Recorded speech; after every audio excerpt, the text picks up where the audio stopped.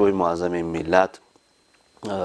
дар баробари роҳбари давлат будан боз сиёсатмадори сатҳи байналмилалӣ низ ҳаст.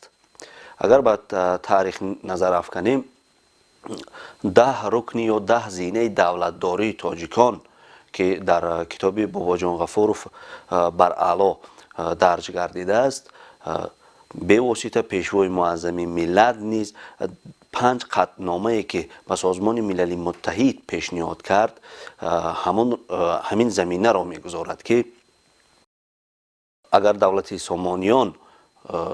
10 рукни давлатдорӣ ё 10 зинаи давлатдориро ба ҷаҳониён муаррифӣ карда бошад,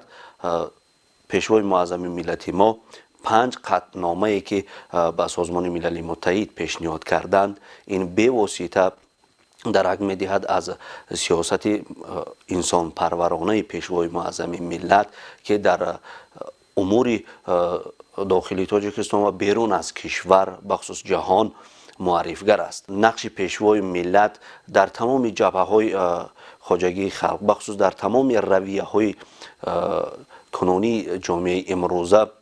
бар аъло мушоҳида мешавад, чӣ дар самти